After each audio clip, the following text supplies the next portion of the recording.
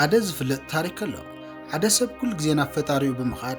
فتار بوي دخنات بزحني نابله بزخ فتار بوي حنت جزيلو تورين خبط حني جبر نابله يلم نيرو فتارون كابعلتات حدا معلتي صلوتي سمعمو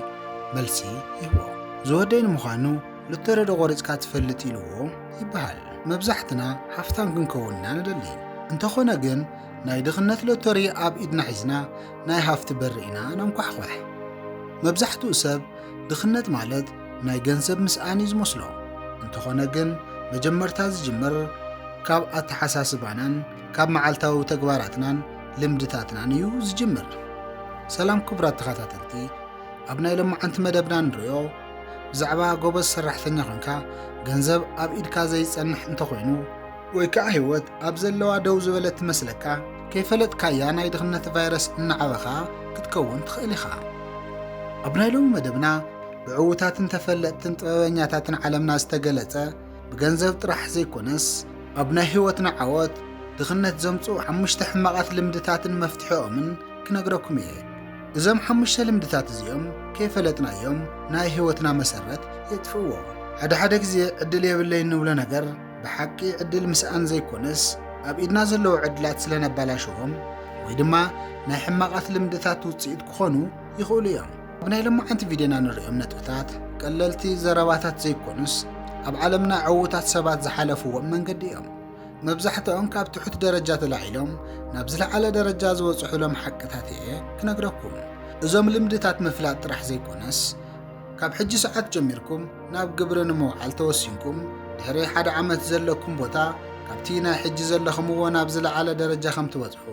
ቃል ይኣትወልኩም ናይ መጀመርታ ዝተቐመጠ ድኽነት ናብ ገዛ ርእስና ንፅውዐሉ ኣብ ቁፅሪ 1 ዝተቐመጠ ናይ ፅባሕ ሰብ ምዃን እቲ ቀዳማይን ዓብዪ ናይ ድኽነትን ፈታዊ ዝኾነ ፅባሕ ዝበሃል መዓልቲ እዩ ፅባሕ ክጅምሮ እየ ሶኒ ክጅምሮ እየ ወይ ከዓ ኣብ ዝቕፅል ወርሒ ዝሓሸ ክሰርሕ እየ እናበልና ነሕልፎም መዓልትታት ዘይተረድኡና ናብ ዓመታት ይቕየሩ ኣብርሃም ሊንከን ኣብ ሓደ እዋን ዝተዛረቦ ዘረባ ካብ ናይ ፅባሕ ሓላፍነት ሎሚ ብምህዳም እተምልጦ ይትኽእሉን ኢኹም ኢሉ ነይሩ ዕዉታት ሰባት ሓደ ነገር ክገብሩ ተሓሲቦም ካልእ ግዜ ኣይፅበይን ምክንያቱ ካልእ ግዜ ዝበሃል ነገር የለን ፅባሕ ዝበሃል መዓልቲ ንዕዉታት ሰባት የብሎምን ንዕኦም ዘለዎም መዓልቲ ሎሚ ጥራሕ እያ እዚ ፅባሕ ንብሎ ቃል ንመብዛሕትና ናይ ሕልሚ መቐብሪ ኮይንና እስኪ ደው ኢልኩም ሕሰቡ ኣብ ዝሓለፈ ዓመት ፅባሕ ክጅምሮ እየ ኢልኩም ዝገደፍኩሞ ሎሚ ኣብ ዝለዓለ ቦታ ከብፅሐኩም ነይሩ ፅባሕ ማለት ገና ዘይተጨበጠ ተስፋ እዩ ትማሊ ድማ ሓሊፉ ዝኸደ ታሪኽ እዩ ኣብ ኢድና ዘሎ ዓብዪ ሃፍቲ ግን ሎሚ እዩ መብዛሕትና ኩነታት ክሳዕ ዝምችወልና ንፅበ ገንዘብ ተዝህልወኒ ፍልጠት ተዝህልወኒ ወይ ከዓ ዝሕግዘኒ ሰብ ምስ ረኸብኩ ክጅምሮ እየ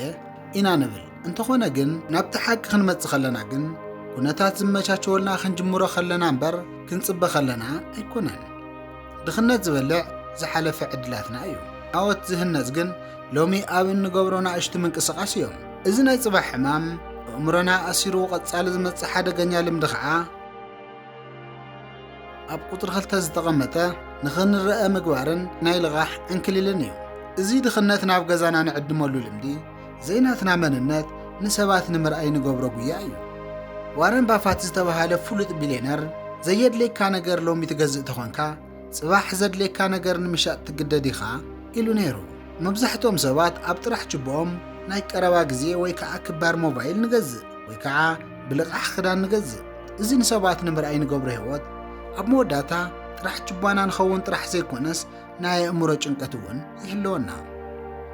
ዓቀኛ ሃፍቲ ዘለዎ ሰብ ኣብ ዝረአ ንብረትን ኣቑሑትን ዘይኮነስ ዘይተነኽአ ናይ ባንኪ ሒሳብ ቁፅሪ እዩ እዚ ንረአይለይ ዝበሃል ምንባረ ካይዳ ግን ከይወቐለ ክረግፍ እዩ ገይርዎ ንመርዓ ንበርዝዴ ወይ ከዓ ንድግስ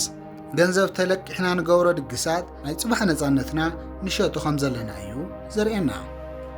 በዓል ሃፍትታት ሃፍቶም ዝእክቡ ብስቕታ እዮም ድኻታት ግን ዝረኸብዎ ንኣሽቱ ሳናቲም ንኻልኦት ሰባት ብምሕጓስ የጥፍእዎ ሰባት ንምሕጓስ ኢልና ንገዞም ንብረት ንዓና ናብ ድኽነት የእትውና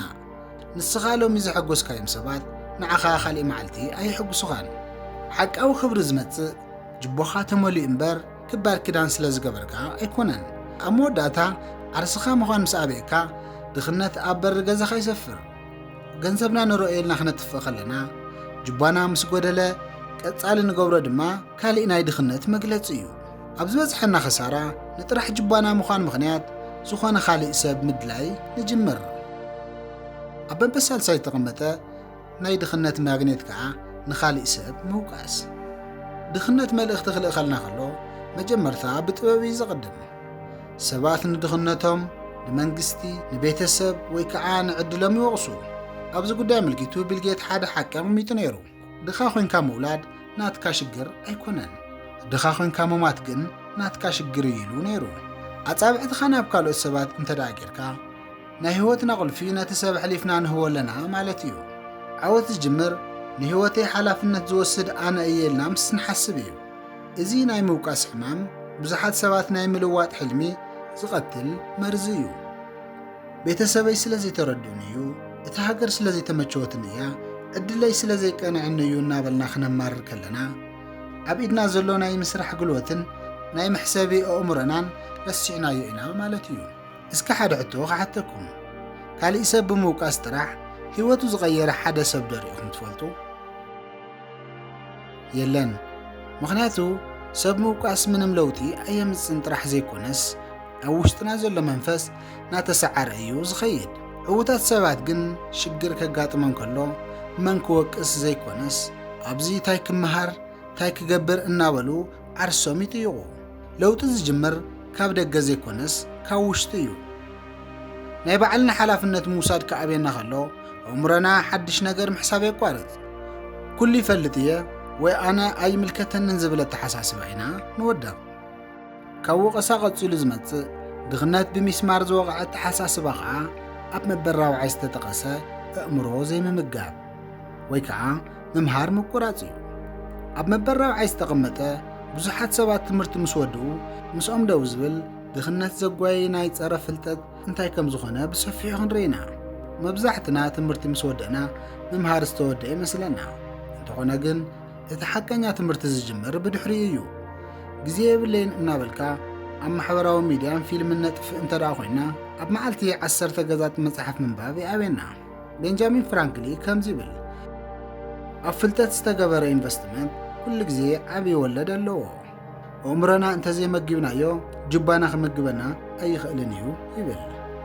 ዓለም በብመዓልቱ እያ ትቀያየር ሎሚ ንፈልጦ ፍልጠት ጽባሕ ዘይክሰርሕ ይኽእል እዩ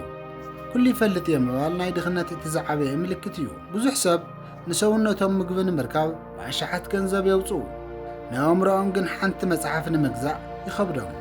ሕሶብ እስኪ ኣታዊና ዝውስኽ ንሕና ኣእምሮ ክውስኽ ከሎ እዩ ሓድሽ ክእለት ተዘይተማሂርኩምሉ ሓድሽ ነገር ተዘይረኺብኩም ኣተሓሳስባኹም እንተዘይዓብዩ ኣታዊኹም ኣብ ዘለዎ እዩ ዝኸውን ዝኾነ ዓይነት ለውጢ ኣይገብርን